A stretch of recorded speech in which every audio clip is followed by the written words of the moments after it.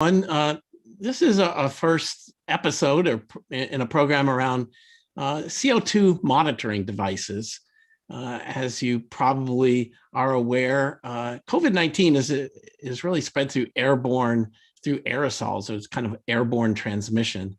And, the guidance is to ensure proper ventilation of rooms. And so as people in schools, offices, even maker spaces begin to gather again, monitoring CO2 is a really can be used as a feedback mechanism.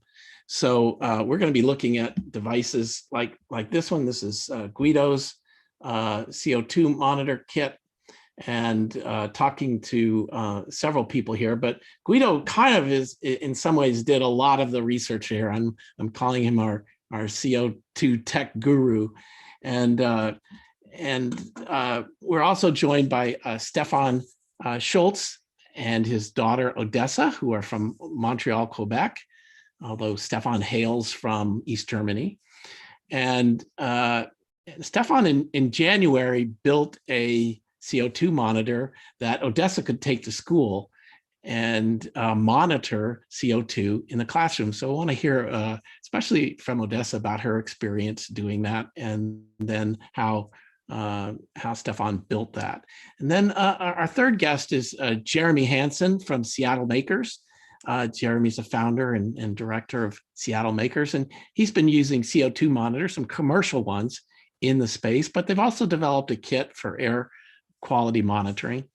And we'll talk to him, and then we'll invite your questions. And if you have any comments or questions, enter them in the chat if you're with us on Zoom.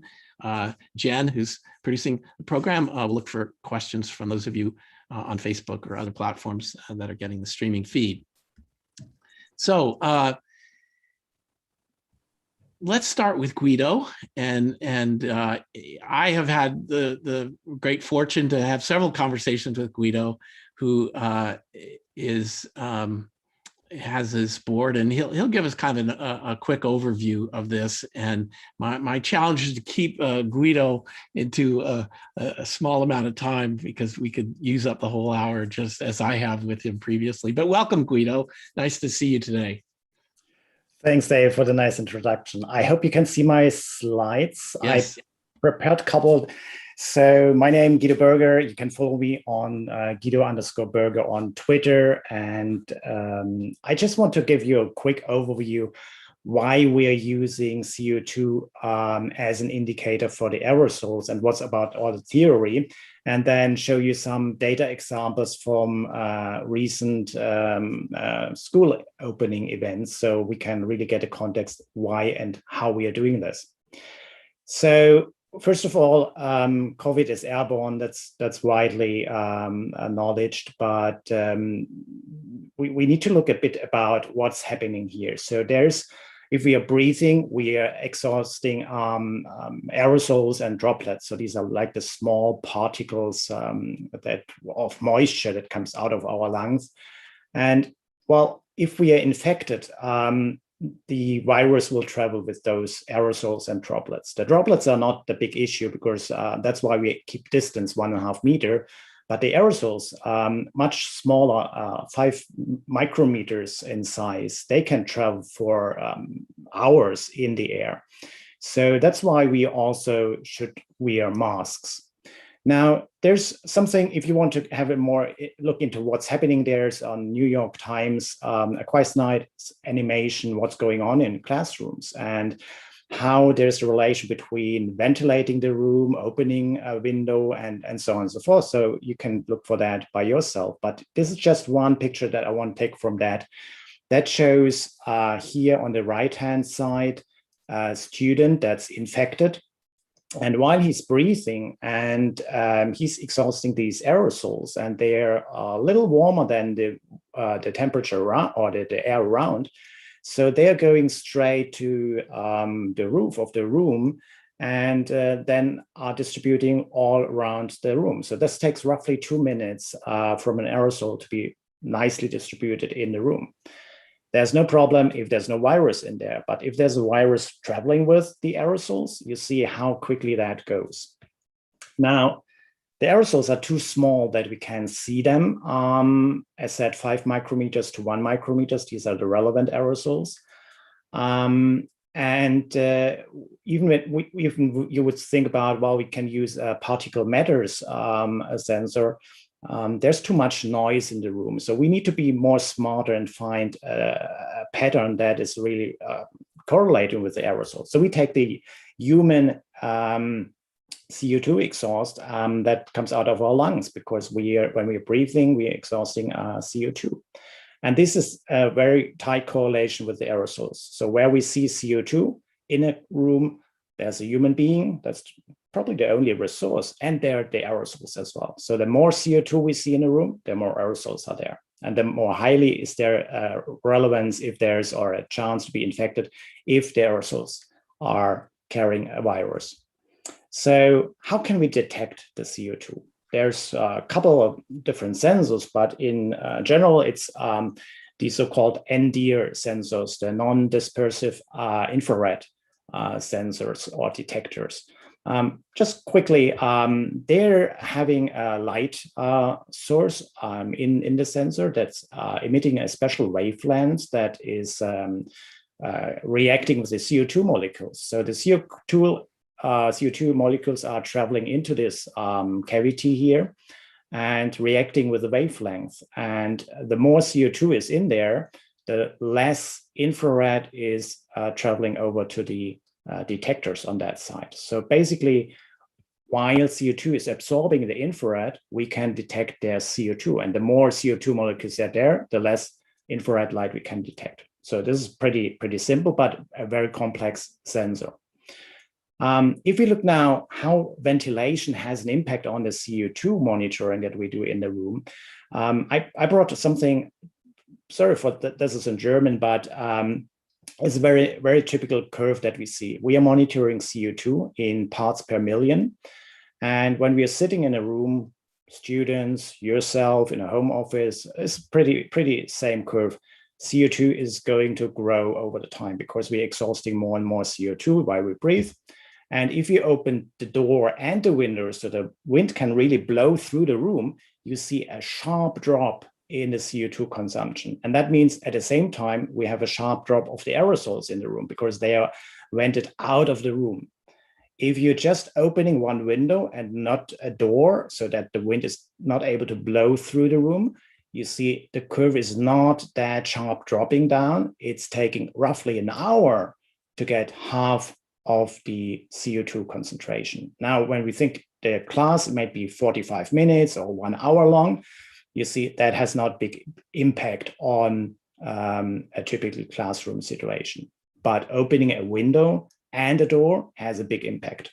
There's also other technologies that we can use to get the aerosols out of the room, like HVACs or other systems.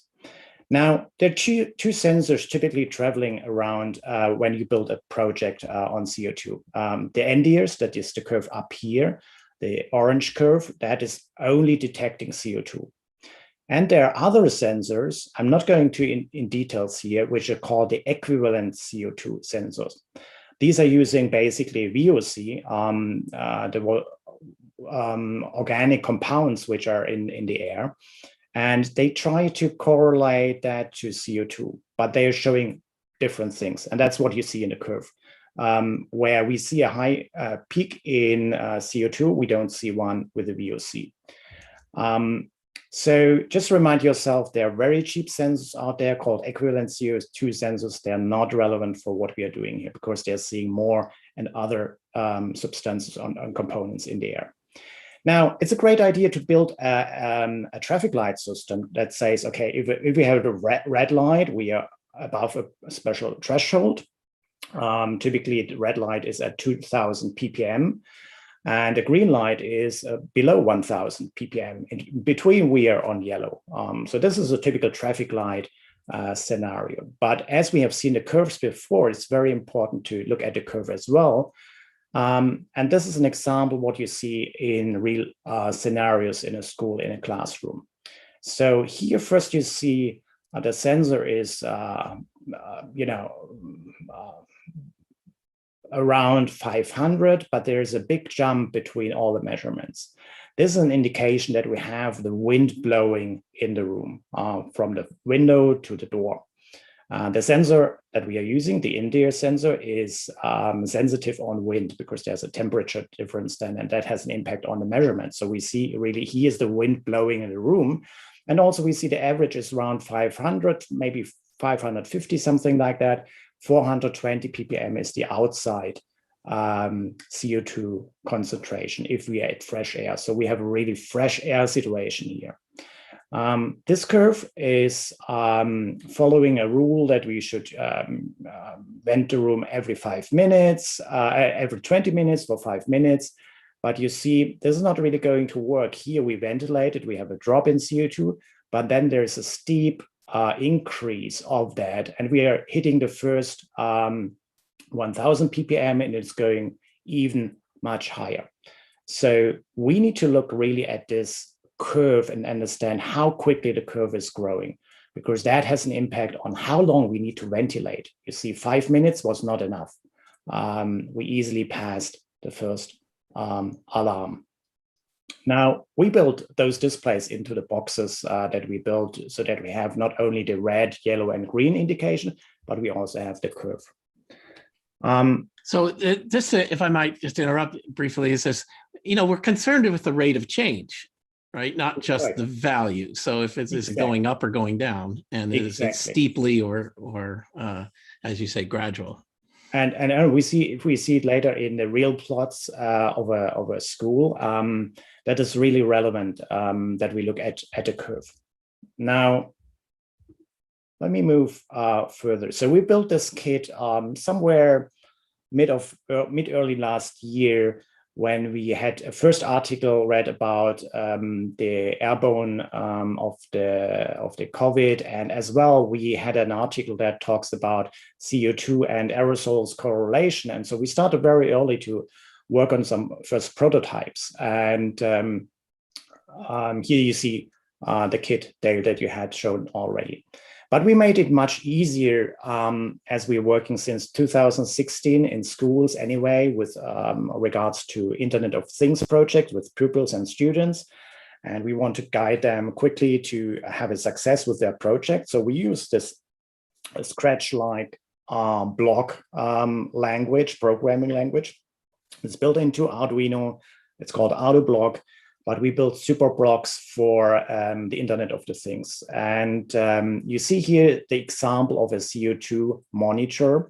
And that's a very powerful thing that every student, every pupil can build, even they are not coding experts. And that was our aim. So we wanted always to make this kit together with the kids and not just put a monitor just somewhere, because we can now understand what is happening behind in the sensor and how you analyze the data. So that's our mission, basically, to use the STEM to explain what is happening with the aerosols and how we can protect against them. So you see quickly, it's spinning up an access point. It's using the sensor to read the data. And then we have a web server. It's running on an ESP8266. So whatever hardware is compatible with that can execute that block. And then you see a nice web page on your mobile phone or on a big screen, and you see the measurements, you see a smiley that is changing based on the thresholds. So very, very powerful and easy to use. And you see me and others here working on workshops with the pupils where they build their monitors themselves and started to be creative also in how they visualize the measurements, either as a curve or as a gauge or whatever they have in mind. And now, this is the monitor that we built finally based on the data plot that we got. We noticed that CO2 is not enough to monitor. We don't want to freeze in the winter time because we have the window and the doors open and then the wind is blowing through. So we want to monitor as well the temperature, and we have another gauge traffic light for temperature. Humidity is another very important factor in all this, because if the air is too dry, the aerosols can even stay longer in the air.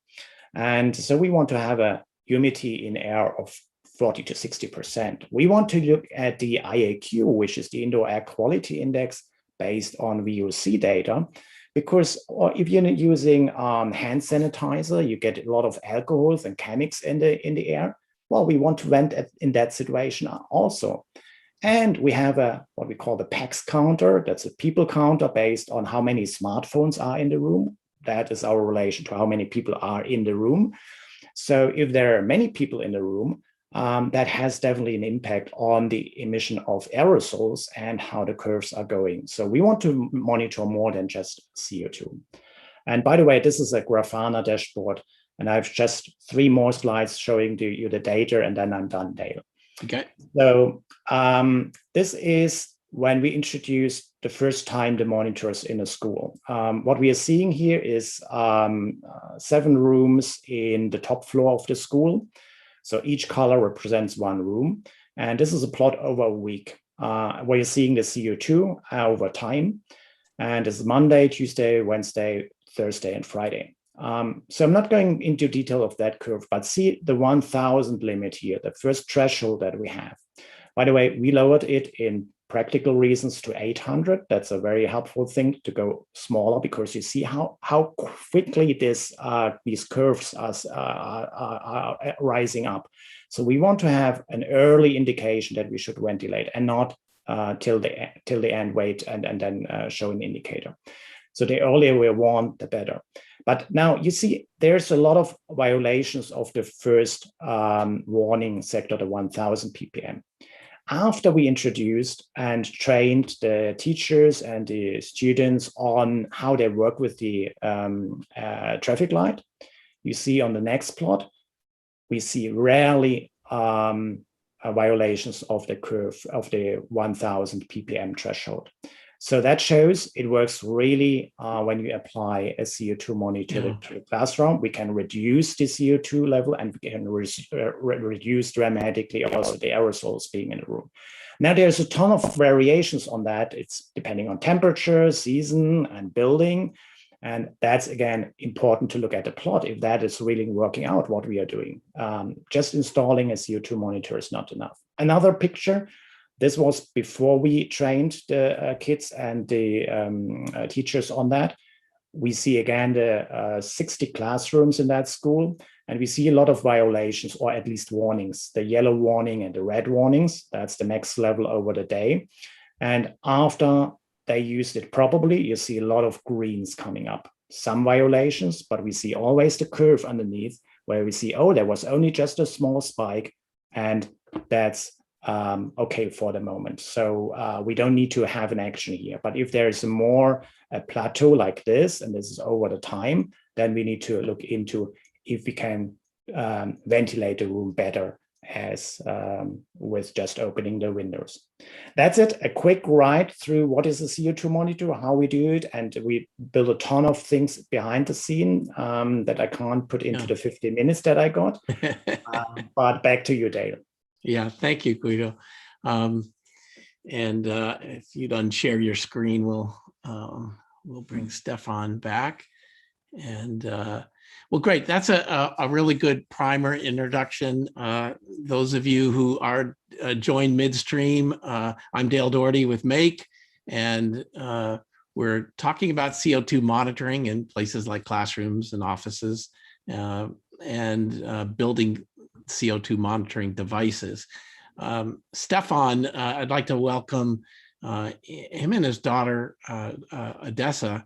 And Stefan built one, finding equipment or components off of Adafruit. Stefan's a media artist and kind of roughly familiar with coding and things, but put this all together. So Stefan, hello, and Odessa, so nice to have you with us today. Hi. Hi. Nice to meet you all. We could do this whole thing in German. Seems like there's some there could good be audience for that here. I would struggle, but the rest, I think, okay, do well. So yeah, I want to start by saying the reason how this started too is because I came across Guido's instructions on Twitter and learned about this fantastic little sensor that is quite accurate, that isn't just measuring something else and guessing, but it's so that's how this whole thing started. And then luckily through Adafruit, we were able to find a lot of the parts to make things happen. But it all kind of started at the very beginning when we kind of we live now in North America, but I am from Germany. So my eye is always still across the pond back to Europe and see what's going on there in terms of news and science things going on. And we noticed that a lot like wearing the masks was encouraged over there, while here it was still like frowned upon, and some politicians said, oh, that's nothing to have to worry about. And then it came like, oh, it's the big droplets, but it's not in the air. So it was strange for me to look across and see that there's more information over there, or they're embracing already the science in a different way than we did. Like the same with having now to actually analyze the AstraZeneca vaccine, right? That was a problem in Europe. Then they kind of cleared it up. But now here in Canada, we had to go through the same steps, but a month later. And that kind of blew my mind, like why that has to happen. And that's why I started looking, how can I locally source some things to equip Odessa, with something that we can analyze what's going on in the school. Yeah. Do you want to? And then, so we made this little device in the Public Enemy kind of style. No, Flavor Flav with his clock wearing around the neck. We thought it would be nice to make it a pendant, so it becomes also a fashion item. And then, Odessa took it to school, and I'll let you take over. So I took it to school, and since I'm normally the first person to arrive, and I put it on the wall near the door, and every time a kid walked in, I'd look over to the door and to the CO2 monitor, and there was always like another kid looking at it, and there was always more and more kids, and they were always like, "What's this?" Because they didn't know who brought it. They thought the teacher brought it or something, and they're like, "What's this?" Like, I thought we weren't allowed technology in class and stuff. So then I was starting to worry. And I thought my teacher would like confiscate it and make me take it home again. But then my teacher came in and he's like, "Oh, what's this?" And he was super like positive about it. And he really liked it.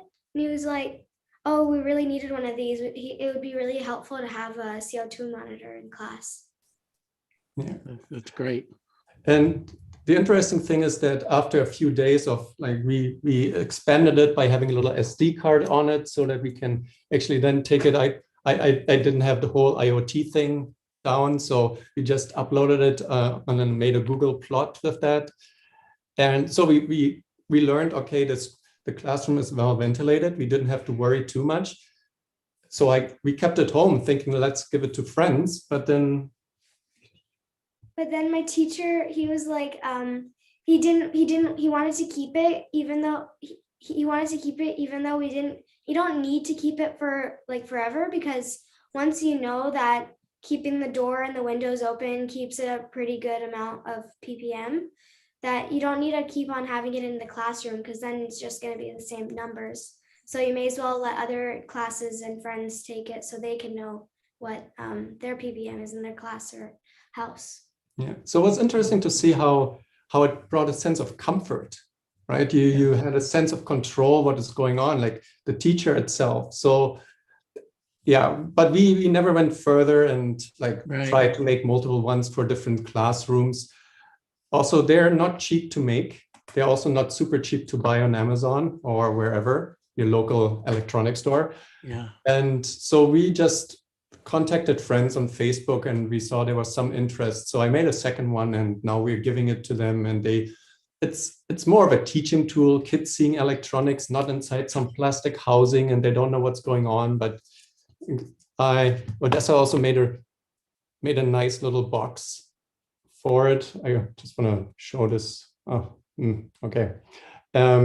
So I put this up on GitHub, but Odessa made like a really fancy looking box with lots of colors on it. So it becomes a product that people really want to like take home and engage in. But it had to have little instructions for like, if something goes wrong, unplug the little battery cable and plug it back in. So, well, I appreciate the whole like Ampel approach, the traffic light one, which makes a problem very simple, right? It's like red, green, and nice, because it's also like especially for kids and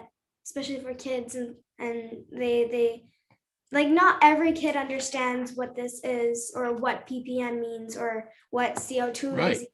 Right. So it's nicer sometimes to have. Right. That's true. But I think within a school environment, kids have the ability, they are smart enough to understand. Yeah. Like we had to put a note in that, don't put it on a metal surface, otherwise you short out the circuit, right? Just to have to bring, there's so many little elements in this that you could fill a whole class here with this. Just even the fact that Odessa's now sitting here and having to articulate her experience and the problems and the technology, I think like that in itself is a very good teaching tool. Yeah. Now, show us initially before you had the logging on the SD card, Odessa was just kind of keeping track of the readings on a chart. I had to write everything down, and it was a bit annoying, but it was also nice because then like every 10 minutes, if I was bored, I could just look over, and kids would be like, some other kids also, because they always saw me look over and write things down. So then other kids started also walking over and always like saying, they would walk over if I'm like doing work or something and say, oh, it's like 360. And then I would be like, oh, okay, I'll write it down. And so not just me was not just I was like reading it and writing it down, like other kids were like, but then one boy, he was doing it and then the teacher was like, it's not the time. So. But it is interesting how the device gets people to pay attention to it and ideally take action. If you're seeing numbers that are too high, you could do things about it, either reduce the number of people in the room or improve the ventilation by opening doors and windows. So now it kind of ties to a question in here.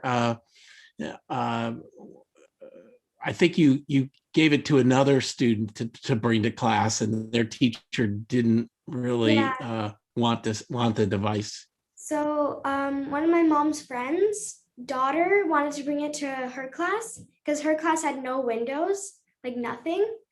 So we let her take it, and she brought it to school, no problems. But then once she brought it to class, I think it was taking too much attention for the kids, and also the teacher didn't want electronics in the class. So I was just thinking how lucky I was to have a teacher that would actually let me, or a school that would let me bring it. Yeah. The problem was too that the teacher said, oh, the Quebec government has planned to come around with proper equipment and proper scientists to do proper readings. And while that is all well and good, so the teacher wanted to wait for that, right? They didn't want to have any early information, maybe because they don't know how to handle information, how to, I don't know, this feeling of being afraid of something. Like it's better to close your eyes and not deal with it and think you're in a fantasy land. I find that problematic. But what it showed me is that like how the kids gravitated to it and how like our friends and even us, but we felt like other than just sitting on the couch and staying at home and being safe by, or keeping other people safe by not going outside, here is something that we can do. We can have an effect. We can create a lot of noisy readings. I like how Guido's graph shows how it actually can go up and down quite a lot. So even the readings themselves are noisy. Now with people like us that aren't experts we contribute, like you could call the data we contribute noisy data because it isn't proper scientific data. But nonetheless, a lot of this you can create averages, you can create information that gives you a good picture of what's going on in your city and so on. So I find there should be more science, citizen science is this nice English word, efforts. Yeah. And there is a use, and I wish it would be encouraged within a political system because it helps with mental health too, I think. Right. And there's a comment about it being distracting in a classroom. But your point is, once, as Odessa already said, once you kind of establish the pattern that's happening by opening windows, you don't actually need the device much longer. But we didn't really know what's going on, or in the case that I worried about, a lot of schools don't have windows. And, and what is their air conditioning system doing? Is it really bringing in fresh air or not? I would counter argue the whole thing, it is distracting. Like distracting is only something that you didn't plan for. Sure, if a teacher is planning to go over history and there's this fancy new device, then sure, it's distracting, but it become in itself something worth like structuring information around and teaching. And then it becomes less instructing. Kids become empowered, I believe. Right. Another question we had was, did you think about putting an alarm bell on it or making a sound? I have seen some versions with that. Yeah. So at first we didn't have like, my dad was like, we don't need one, because like at first it was just one simple thing. He wanted to see if I was even allowed to bring it to school. So after maybe 3 days or 2 days or a week, maybe, I can't remember. But if it goes 1,000 or higher ppm, it's gonna start blinking red. Very small, not noisy though, because I mean, if it was noisy and I brought it to school, then that would for sure not be allowed. Yeah. But just an indicator of like a red light was like some kids were like, oh, it's blinking red. What is that? What is that? I want to know what it is, because normally red in movies and stuff is like bad. So That's great. they're like, is it a bomb? But Yeah. anyways, Yeah, kids were always asking and stuff. Yeah. Even once my teacher said that he loved it, but he also thought it was annoying because he didn't know how to make it. He thought because he couldn't understand it, but he meant that as a joke. So Yeah. Well, Stefan has put up his instructions on GitHub, and you know, these really are off-the-shelf components here that these days that you can put this together, and you can choose a lot of different types of microcontrollers or other things too. But well, good. Let's thank you. Thank you for the more questions for you, but thank you, Odessa, and thank you, Stefan. Let's go to Seattle, Washington, and say hello to Jeremy Hansen of Seattle Makers. Hi, Jeremy. Hi, everyone. Yeah, and thanks, Dale, for putting this together. This is great. We've started to dig into this, but the data and the depth, Guido, that you've brought to this is going to be hugely helpful in what we're up to. And we're out to make safe spaces and make people understand the level of risk that they're taking. I have a background in health and safety, so I started to look at this pretty early on. We got a pretty standard commercial unit to monitor CO2. We also set it at about 800 parts per million. And we've been setting this in the middle of the most populated room. It's about 159, I think, on Amazon. And it does have some data reporting. In fact, you might have seen me open the door. We had some people in earlier and we were about 850. So this is an actual demonstration of how fast it dropped since you can see when I open the door at about 8 minutes, and we're at about 30, maybe about 40 minutes. And so that was one door without the cross ventilation. Fortunately, here we have windows and doors, and we can drop it in 5 or 10 minutes, and it drops really quickly. But this has been one of our key indicators and the ways that we can help people feel safe and comfortable in the space. Yeah. Another thing that we're doing is, and we developed this in partnership with John Madumba at Nutanix and our instructor, Bukasa Shalombo, who couldn't make it today. But we made a Iot Kit, and this was actually a team building event that a group wanted to put together. And there's 20 of these being shipped out. It's Arduino based. And we've got a sonar with sort of social distancing. We've also got a blood ox sensor, so you can detect the level of oxygen saturation in your blood. And a couple of things along with a LED ring. This was our indicator.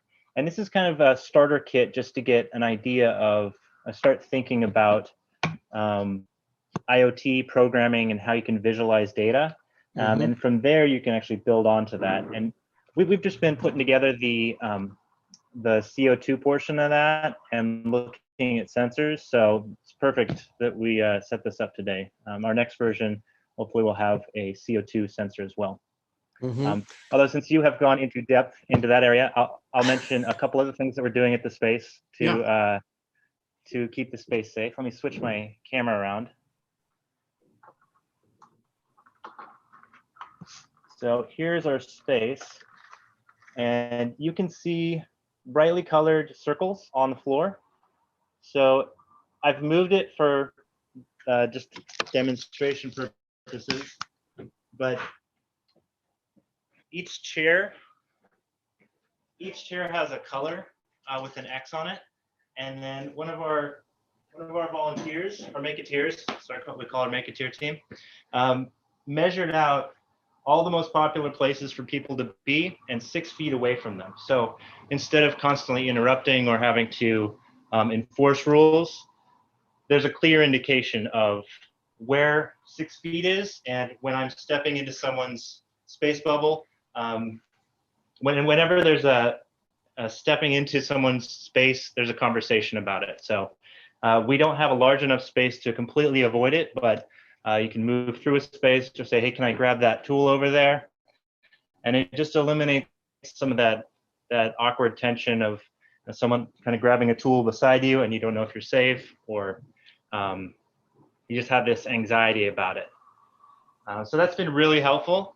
The other thing I wanted to mention is our Hepa filter. So as Guido mentioned, the aerosol, the virus is very small, and there was some early information about it being too small to be captured by Hepa filters. That was actually incorrect. It can be caught, but we're actually not catching the virus itself. We're catching the virus inside of a small water particle. So all you need to do is really catch those aerosols. So in addition to the ventilation and the monitoring, what we've done is set up a Hepa filtration, and the cheapest, most available one that we found was basically for greenhouses or for growing houses. And you can kind of see it around here.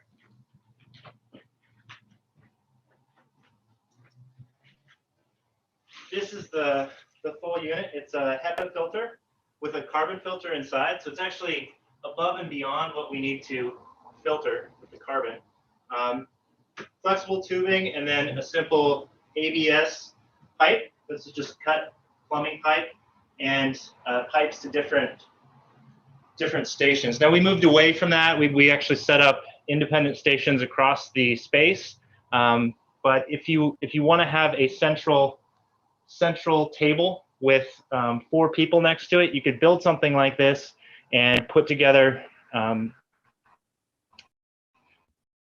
PVC cubicles, basically with zip ties, PVC, and clear vinyl curtains from Walmart.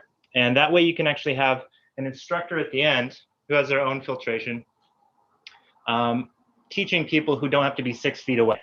We did try that with the projector. It's a little difficult projecting across the room and teaching a sewing class on the little details with the projector, but that's another way we kind of work with that. But this way you can have people close, they can see through the vinyl, and you can get a constant supply of filtered air in addition to the other. So that's what you're doing really is distributing fresh air in the room, and for a larger space, that's pretty helpful.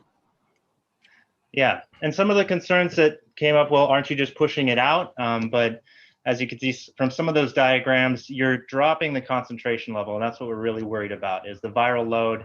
Right. And when it comes out of your mouth, from memory, I think it's 40,000 parts per million, which is about 4% CO2.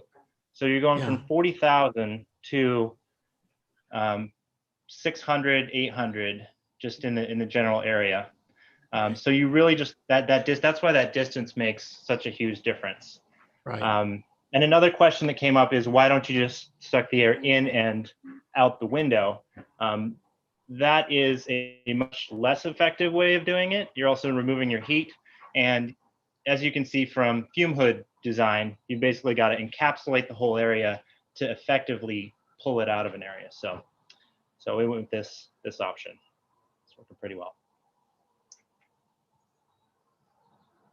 So that's what I got. Thank you.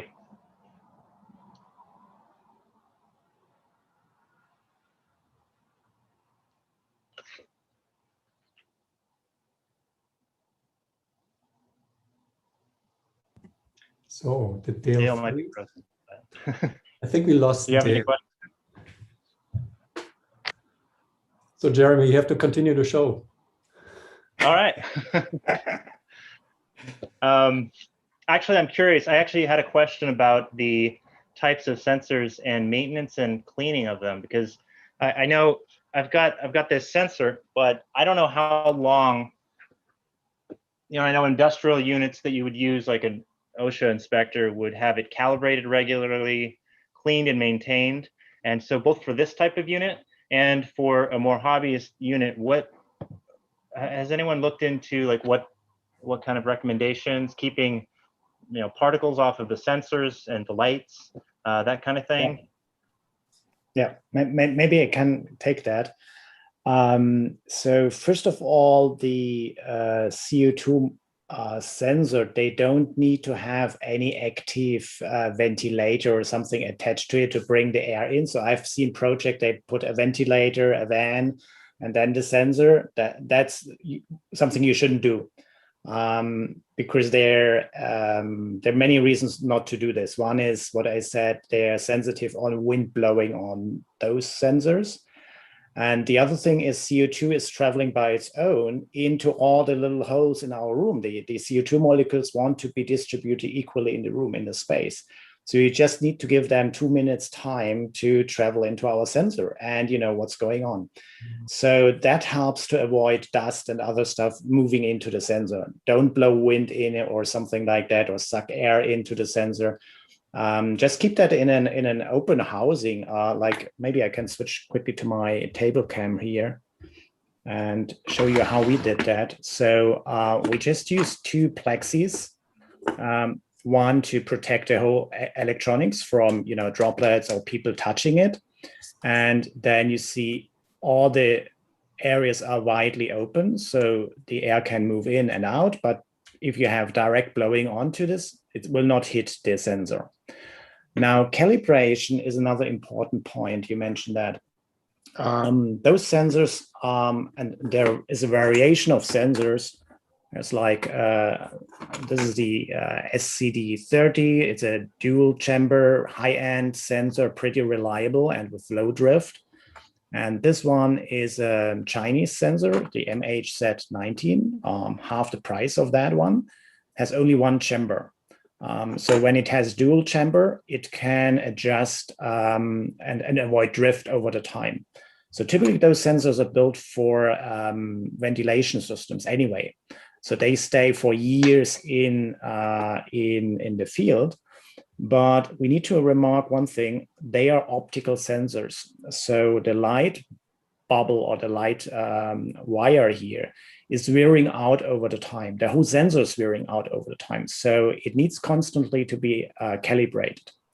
Now, the great thing is how we calibrate those sensors is just put them in fresh air. Fresh air, outside air, has 415 roughly ppm.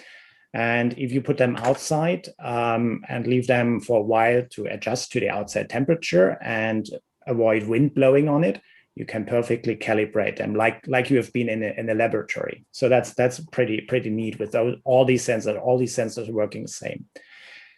Typically, those sensors comes with an auto calibration. That means like over a week, those sensors are seeking for the lowest amount of ppm, and they assume that this was fresh air.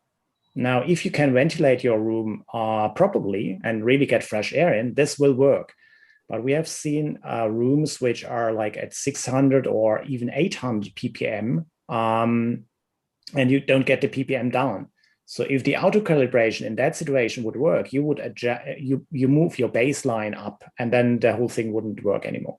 So these are the 2 things that you need to monitor and look after. So what we did is, in the graphs, I haven't looked in details while I showed that to you, but there's something where we look on the weekend. So when the spaces are empty, the school is empty, there's nobody in the rooms, we are looking at the sensors and see, are they going down to a fresh air level over the weekend? If yes, then we know this is a well-ventilated room and we don't need to adjust anything. If we see a sensor with like a 200 ppm on the weekend, we need to adjust that. And if anybody is curious about calibration, I can probably talk hours about that. But it's pretty simple and it's straightforward. So there's if people saying we need to wait for professional equipment and stuff like that, that's not really true. We have the tools to do a proper measuring, and we can even better than commercial products monitor what's going on, because we can build these nice dashboards and we have much more control over the data than if you have a black box mounted to a wall. Yeah. Now, Guido, we have a question that relates to something I've seen on one of your graphs. Is what are the CO2 levels in a room where people are sleeping? Does ventilation improve sleep, or high CO2 levels affect it negatively? But you actually have monitored VOC in as well, and it's one of those parallel things that you can. I think in one of your charts, the volatile organic compounds go up during the night much more than the CO2.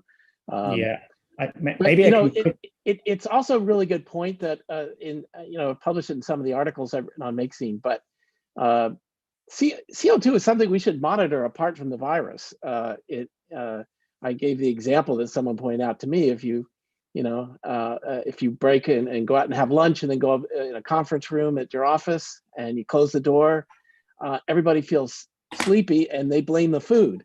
But it's probably more likely that the CO2 levels in the room have risen.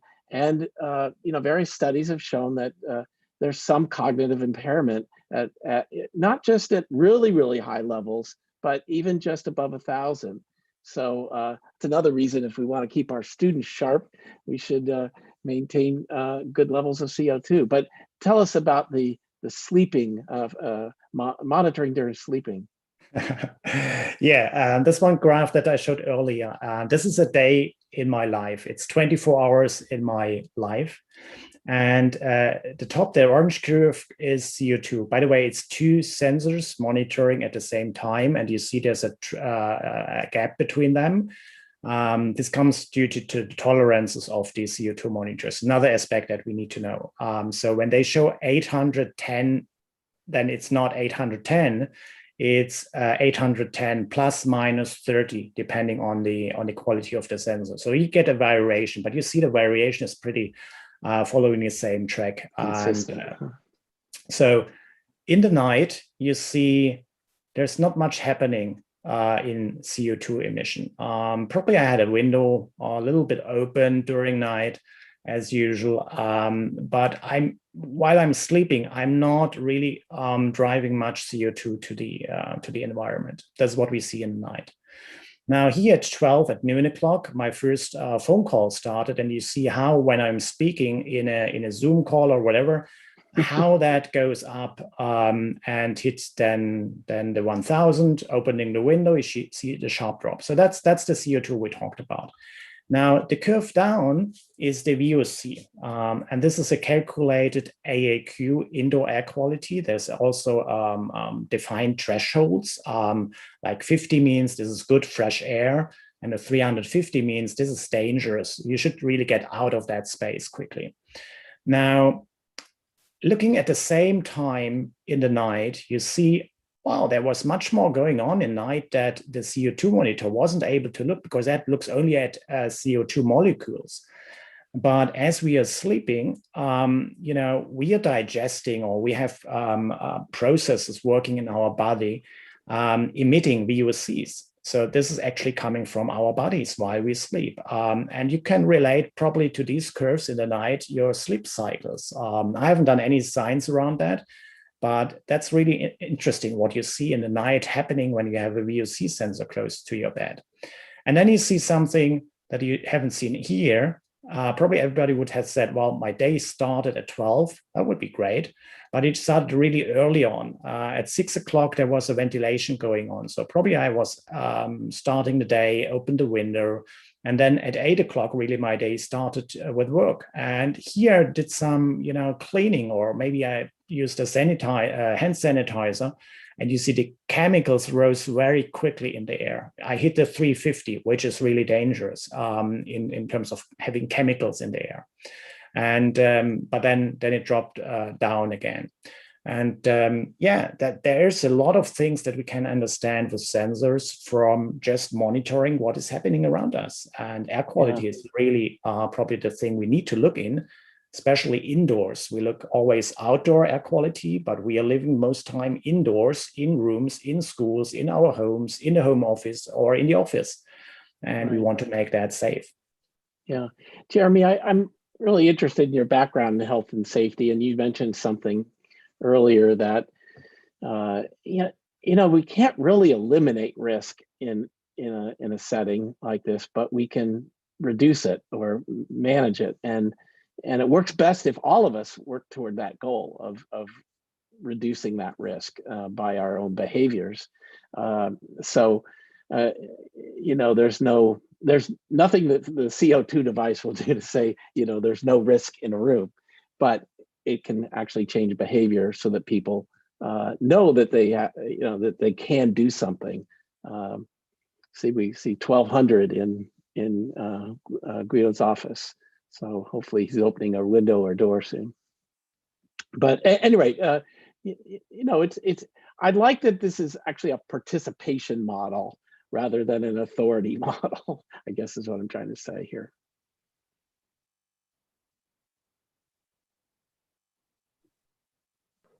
Jeremy? Yeah, and the filter is critical when you're, especially if you're setting up a space, or if you're, obviously if you have a teacher in the room, they're kind of setting the conversation or the tone. But if you're running a space or have any position of authority, like modeling the behavior, setting up for everybody who's coming in, like this is how we're going to operate. This is what this means. When you go into someone's space, have a conversation with them, and never really assume. We even, like when we first had masks, we had people sanitizing their hands every time they touched their mask. Now that's turned out to be a much lower risk of transmission, but I would always, first thing, I would actually touch my mask and then hand sanitize and say, we're gonna ask you to, if you touch your mask, to sanitize your hands, and feel free to ask me if you notice me. Sometimes you won't catch it yourself, but if everybody's looking out and everybody's has their eye on the CO2 monitor, it makes a big difference.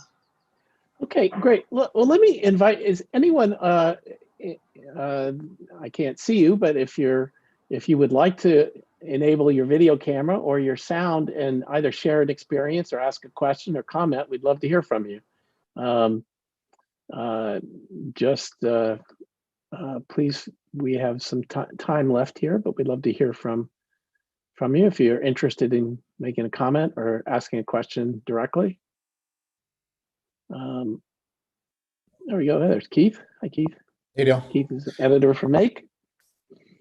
Hi, I'm the project editor with Make Magazine, and I was wondering, Guido or others who have experience with the cheaper sensor, the Chinese, the one-channel sensor, is that something you would recommend for use in schools or other situations where we have many rooms we want to monitor and that better sensor is expensive?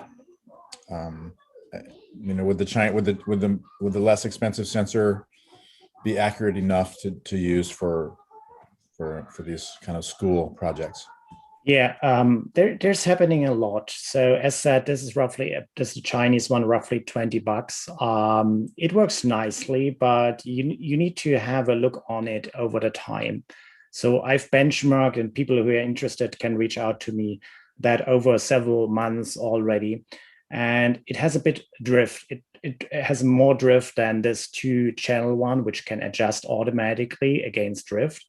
So that's something that you have to keep in mind. Does drift mean it's higher or drift can be in both directions. Okay.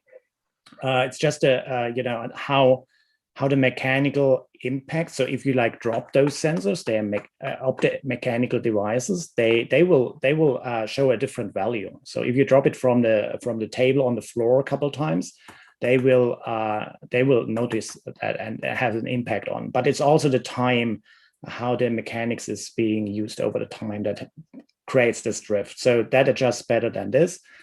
But if you have like a 2-week time period where you look after those sensors, they're absolutely good to go. Now, also you can go with the auto calibration, but keep in mind, if the room is not ventilated within 7 days to fresh air, that will go to a wrong baseline. And there's one thing maybe I can point out, which is coming. There's a whole new generation of sensors coming. This one here is the little one. You see it is how small these sensors becoming. This is a photoacoustic sensor, not going into details, but that's around $20 and probably the same quality and reliability like this. There's MEMS sensors coming.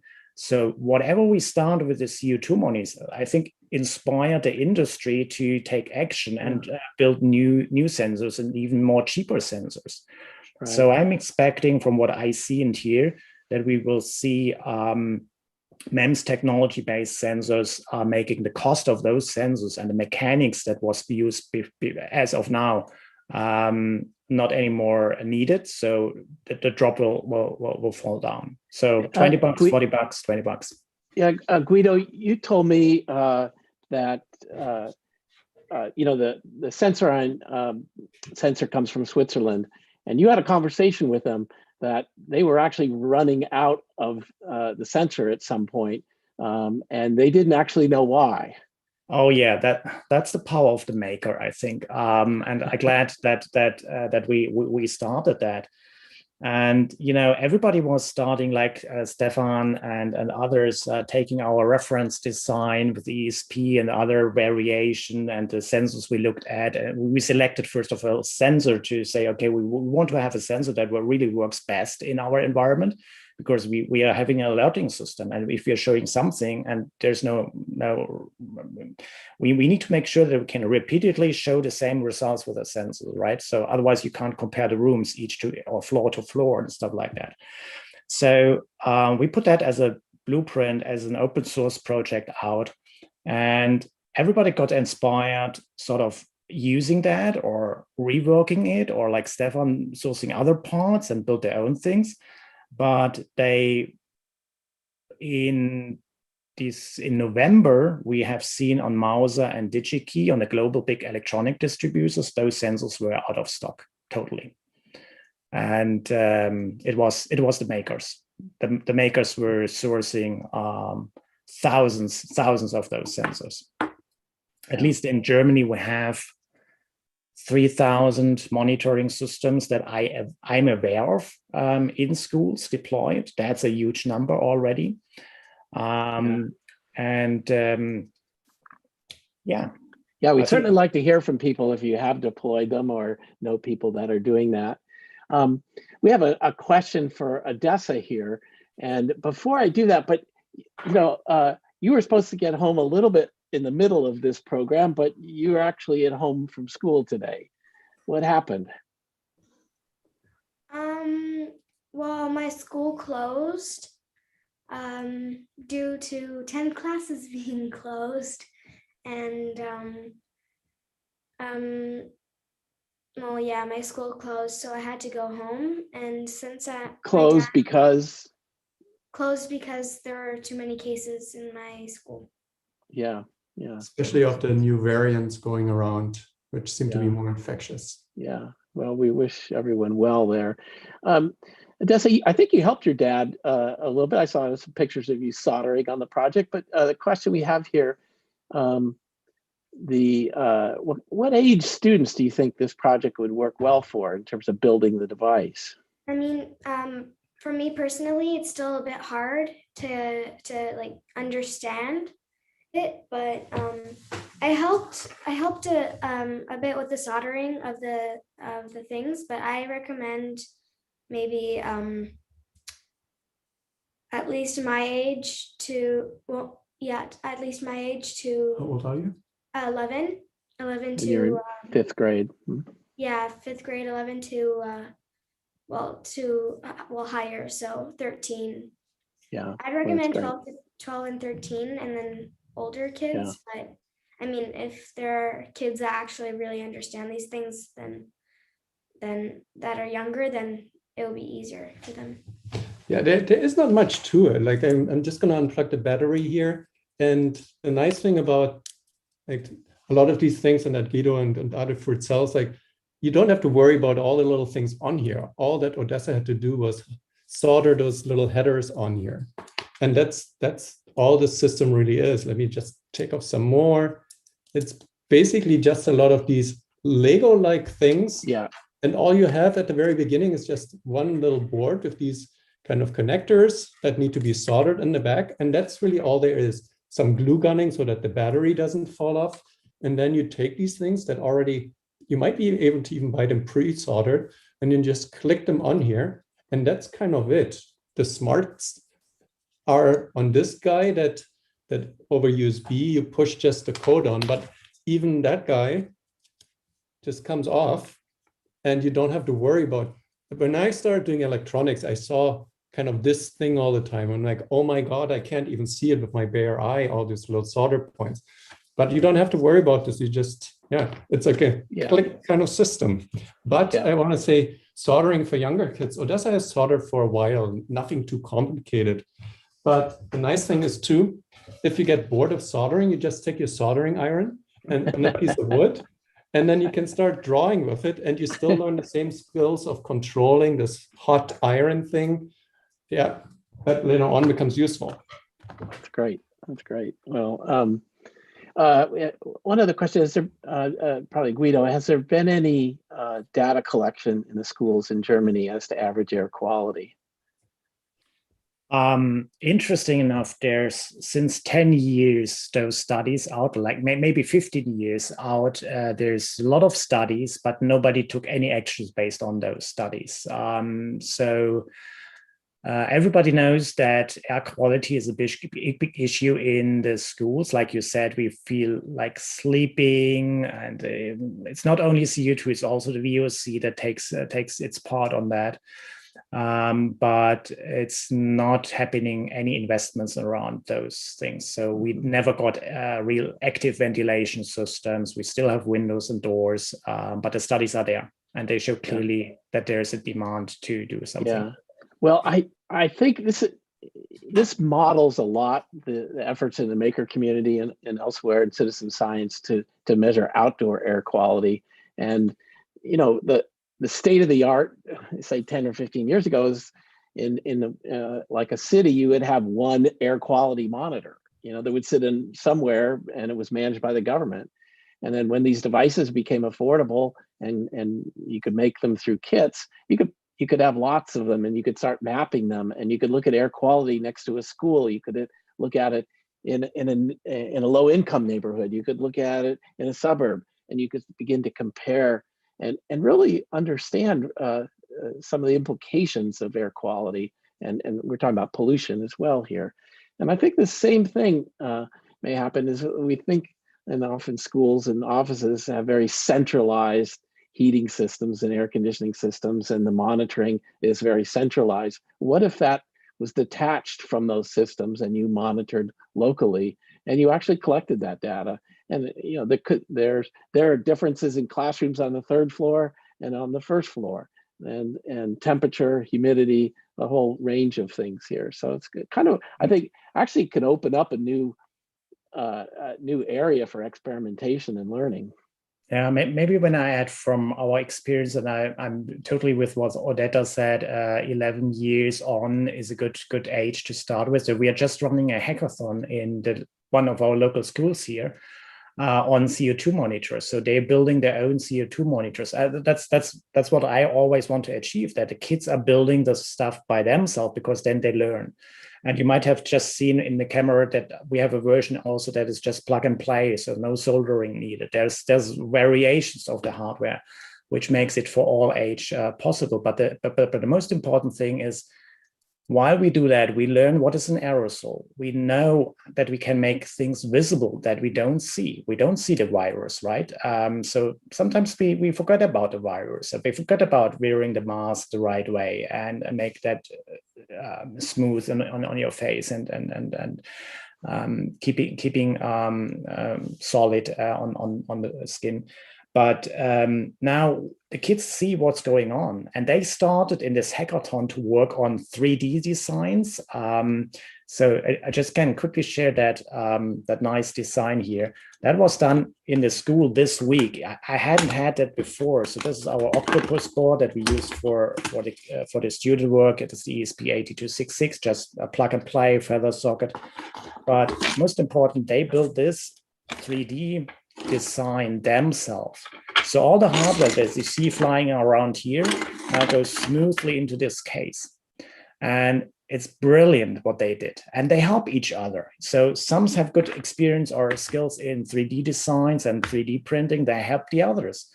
And others are good in mathematics. So we have a team now looking at the numbers and apply mathematics to it. So how long should I vent that I keep really the numbers down for the next 50 minutes and not that it's going just back up like quickly.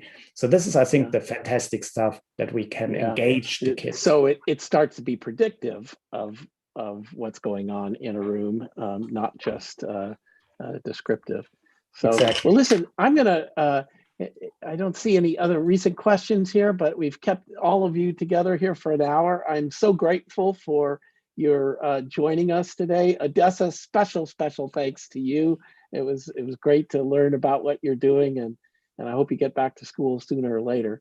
And Guido, thanks so much for your efforts here, your depth of knowledge and enthusiasm. And we'll, for those of you that are watching, we're going to keep doing this for a while because I don't think enough people are building these yet. So it isn't just a story or just something happening. We got to find out, if we have to order devices and send the kits to you, we'll do that. So let's get these built, and we need maker spaces to come on and start connecting them in schools. Jeremy, thank you for joining us. It was great to see your space and your projects there and the kit that you have.